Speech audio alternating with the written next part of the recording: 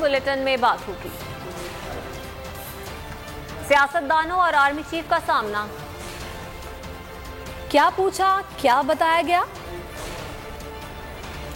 सिपह सलार का अज़्म क्या? मफाहमत ना मज़ाहमत।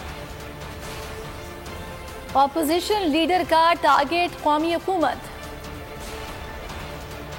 जियाले की दोधारी तनकीद। वज़ीर आज़म का शहबाज को खत। स्कूलों का पहला दिन कैसा रहा? कराची में अनोखा एहतजाज। और शायकीन क्रिकेट के लिए खुशखबरी। ये सब आपको बताएंगे। सबसे पहले आपको खबर देंगे, मगरबी सरहद पर बर वक्त इक़दाम किए। चैलेंजेस के बावजूद सरहदें महफूज हैं। मुसल्लह अफवाज किसी भी सूरत हाल से निपटने के लिए तैयार हैं। Army chief general Qamar Javed Bajwa का पार्लिमानी कमेटियों को ब्रीफिंग में अज़्म। सिपा सालार ने अफगानिस्तान में अमन की अहमियत को उजागर किया। दुनिया को पैगाम भी दिया कि मसला कश्मीर के पुरअमन हल के बगैर अमन और इस्तेहकाम ख्वाब रहेगा।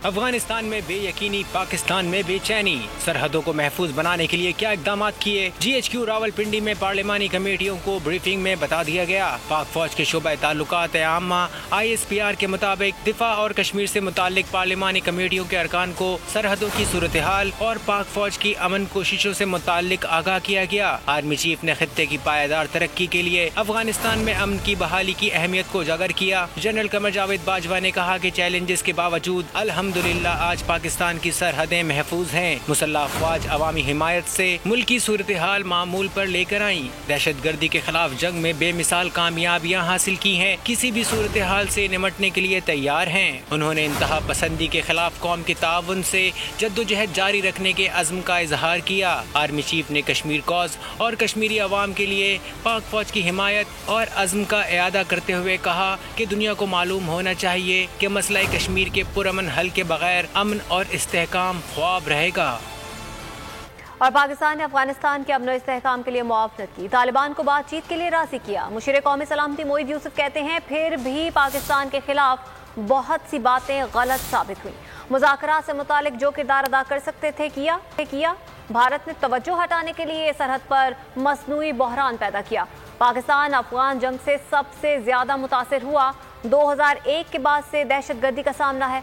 अफगानिस्तान के ज़मीनी हक़ाइक़ को नज़रअंदाज करके गलतियां की गई। Corner of Pakistan that was contested or where the Taliban were infested was cleared by 2015. These are the terrorist incidents. At the peak, 2,000 plus in a year. This is what Pakistan was going through and Pakistanis were going through, I repeat, for a war that we had nothing to do with when it started. What was the goal?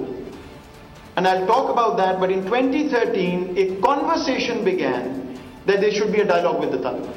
But our conclusion of the first 2 years of this quote-unquote conversation was the only effort that was made was to try and break the Taliban from within.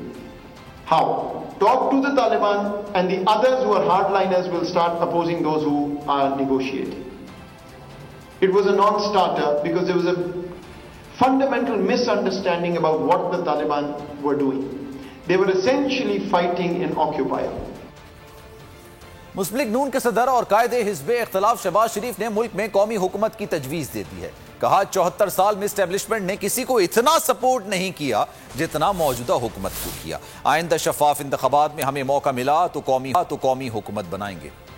मुल्क की सियासत में कौमी हुकूमत की गूंज, शहबाज शरीफ की कौमी हुकूमत की तजवीज़। मुस्लिम लीग नवाज के सदर की कराची में सहाफ़ियों, न्यूज़ एडिटर्स और डायरेक्टर न्यूज़ से मुलाकात। कहा कोई एक जमात मुल्क को मसाइल से नहीं निकाल सकती। मुल्क को दरपेश चैलेंजेस का हल कौमी हुकूमत के क़याम में है। आइंदा शफाफ इंतखाबात में हमें मौका मिला तो कौमी हुकूमत बनाएंगे। अफगानिस्तान इशू पर बात करते हुए शहबाज शरीफ का कहना था कि अफगानिस्तान के मसले पर हमें रियासत की पॉलिसी के साथ चलना चाहिए। कोई सियासी जमात अफगान मसले पर तनहा कैसे पॉलिसी बना सकती है। सलामती कमेटी इजलास में हमें बताया गया कि पाकिस्तान अफगानिस्तान में किसी खास गिरोह की हिमायत नहीं कर रहा। शहर कायद के हवाले से शहबाज शरीफ ने कहा, कराची की तरक्की के लिए हमारे पास मुख्तलिफ प्रोग्राम है। कराची समेत कहीं भी तरक्की के वसाइल की नहीं बल्कि गवर्नेंस का मसला है। उन्होंने इस आज़म को दोहराया कि मुस्लिम लीग आइंदा इंतखाबात में कराची समेत सिंध में भरपूर तैयारी के साथ इलेक्शन लड़ेगी।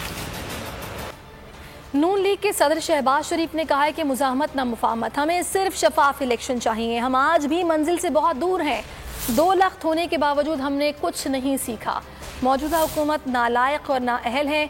मज़ार क़ायद पर मीडिया से गुफ्तगू में शहबाज शरीफ का कहना था कि ग्रीन लाइन नून लीग का कराची और सिंध के लिए तोहफा है। 20-20 घंटे की लोड शेडिंग जादू से ख़त्म नहीं हुई, इसमें नवाज शरीफ की मेहनत और जिद्दोजहद शामिल है। शफाफ इलेक्शन चाहिए। शर्मिंदा हैं कि हमने न सिर्फ कायद के फरमात फरामोश किया बल्कि ऐसी रविश इख्तियार की जिसके नतीजे में पाकिस्तान 2 लख्त हो गया। इसमें तो कोई दो राय नहीं कि मौजूदा हुकूमत एक सिलेक्टेड हुकूमत है, चोर दरवाजे से आई है, वगरना 3 साल गुजर गए और हमारे मुल्क में मुझे नहीं याद पड़ता कि 74 साल में एस्टेब्लिशमेंट ने किसी भी हुकूमत को मुल्क की तरक्की और खुशहाली के लिए, मुल्क को आगे बढ़ाने के लिए इतनी सपोर्ट की हो जितनी इन 3 सालों में इस नालायक तरीन हुकूमत की। नवाज शरीफ की लीडरशिप में 5 सालों में बिजली के अंधेरे हमेशा के लिए खत्म हो गए, मगर आज दोबारा अंधेरे हुए हैं बिजली के। इस नालायक हुकूमत इनकी करप्शन की वजह से पब्लिक ट्रांसपोर्ट यहाँ पर अरबों रुपए खर्च होने चाहिए, पानी के ऊपर अरबों रुपए खर्च होने चाहिए, चाहे हमें अपना पेट काटना पड़े। हमें कराची के इस शहर के लिए जो कमाऊ शहर है, पोर्ट सिटी है, अगर रब ने मौका दिया तो हम एक जमात के अलावा सब जमातें मिलकर इंशाअल्लाह 2 सालों में 2.5 सालों में कराची को जनूबी एशिया का पेरिस बना देंगे। खुदा। वफाकी वज़ीर दाखिला शेख रशीद अहमद का अपोजिशन के बारे में अफसोस के बाद तनकीद का इजहार। कहा, अपोजिशन में दुनिया के हालात समझने की सलाहियत नहीं। पाकिस्तान खित्ते में अहम मुल्क बनने जा रहा है और PDM लारी अड्डा कर रही है। इस अपोजिशन की टाइमिंग और ट्यूनिंग दोनों ही गलत है। शेख रशीद का मजीद कहना था कि मौलाना फजल रहमान ने शोर मचा दिया कि अमरीकियों के लिए होटल खाली कर दिए, अब इन्हें चाहिए कि वो समझदारी का मुजाहरा करें। लॉन्ग मार्च का जब वक्त आएगा फैसला करेंगे। वफाकी वज़ीर इत्तलात फवाद चौधरी ने अपोजिशन लीडर को सियासत छोड़ने और वकला के साथ वक्त गुजारने का मशवरा दे दिया और कहा कि शहबाज शरीफ के खिलाफ केसेस मजबूत हैं, फैसले आने वाले हैं, लगता नहीं कि ज़्यादा देर जलसे कर सकेंगे। उन्होंने मजीद कहा कि शहबाज शरीफ लाखों लोगों का इस्लामाबाद में इज्तिमा करने की बजाय अपने भाई को लंदन से बुलाएं। पाकिस्तान बैनुल अक़वामी सियासत का महवर बनना जा रहा है और ये लारी अड्डा खेल रहे हैं। और खास तौर पर मौलाना फजल रहमान साहब से कहना चाहता हूं कि आपकी जिम्मेदारियां ज्यादा हैं, आप बहुत गैर जिम्मेदारी का मुजाहरा कर रहे हैं और आपने ये इल्जाम लगाए हैं कि जी वो अमेरिकन के लिए जगह खाली कर दी और होटल खाली कर दिए। दुनिया के हालात को समझने के लिए आपके अंदर अक्ल और शाऊर नहीं है। लाखों लोगों को छोड़े, सिर्फ अपने भाई साहब को अपने यूके से लंदन से वापस बुलाएं और उनसे कहें कि वो यहाँ आए और अपने खिलाफ मुकदमात का सामना करें। शहबाज शरीफ साहब जो हैं, जिस तरीके से इस वक्त उनके मुकदमात का हालात हैं, मेरा उनको मशवरा ये है कि वो सियासत को छोड़ें और अपने वकीलों के साथ ज़्यादा वक्त गुजारा करें, क्योंकि जिस किस्म के हालात हैं लगता नहीं कि वो ज़्यादा देर जो है वो जलसों से खिताब कर सकेंगे। बहुत ही मजबूत केसेस हैं उनके खिलाफ जिनके फैसले आने वाले हैं। PDM वाले कल मज़ार कायद पर इस्तीफे देने का ऐलान करते तो बात बनती। सक्खर में chairman people's party Bilawal Bhutto Zardari की मीडिया टॉक। हुकूमत पर तनकीद के साथ अपोजिशन पर भी बोले। कहा, हमारी तो तैयारी थी, हम तो हुकूमत के खिलाफ लॉन्ग मार्च के लिए निकले थे। PDM की मौजूदा सियासत से हुकूमत को फायदा ज्यादा, नुकसान कम होता है। हम इस्तीफे नहीं दे रहे। जो लोग इस्तीफे नहीं देना चाहते तो फिर तहरीक अदम एतमाद में हमारा साथ दे। हम इस तरीकेकार के तहत इमरान खान को भी हटा सकते थे। अगर बाकी जमातें उस वक्त मान लेते या आज मान लेते कि हम ये कदम उठाए, हम पहले पंजाब पे हमला करें, फिर हम नेशनल सतह पे जाएं, तो ये हुकूमत घर चला जाए। हम समझते हैं कि जितना भी ऑपोजिशन का सियासी एक्टिविटी होगा, साथ होगा, अलग होगा, बेहतर होगा। जहाँ तक कराची में जलसा ज़्यादा कामयाब होता अगर वो औरतों को इजाज़त देते अपना जलसा में, तो शायद एक ये वजह होगा कि कराची ने रिजेक्ट किया और वो इम्प्रेशन नहीं जा सका जो माजी में गया था। हमारा तरीक़ाकार से हुकूमत को फ़ायदा ज़्यादा मिल रहा है, नुकसान कम हो रहा है। पटवारियों से ना मौलाना से हुकूमत का असल मुकाबला है जियालों से। ये इमरान खान की पहली और आखिरी हुकूमत है। जियाले ईंट का जवाब पत्थर से देंगे।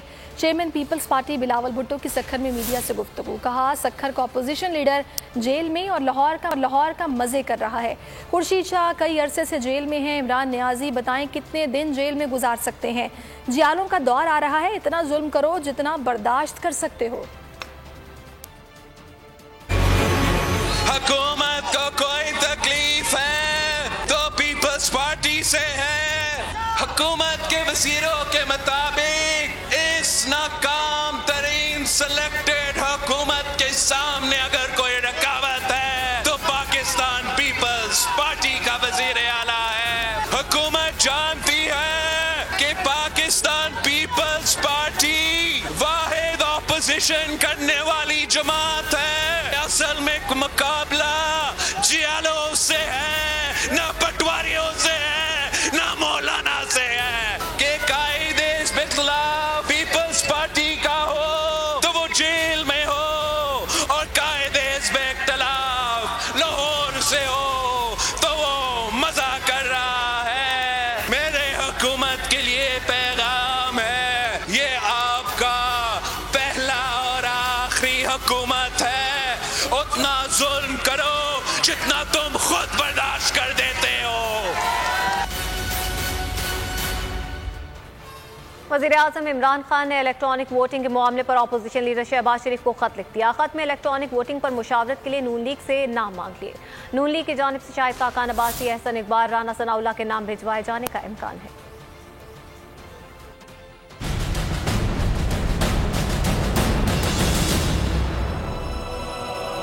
इलेक्ट्रॉनिक वोटिंग पर मुशावरत, वज़ीर-ए-आज़म ने अपोजिशन लीडर को खत लिख दिया।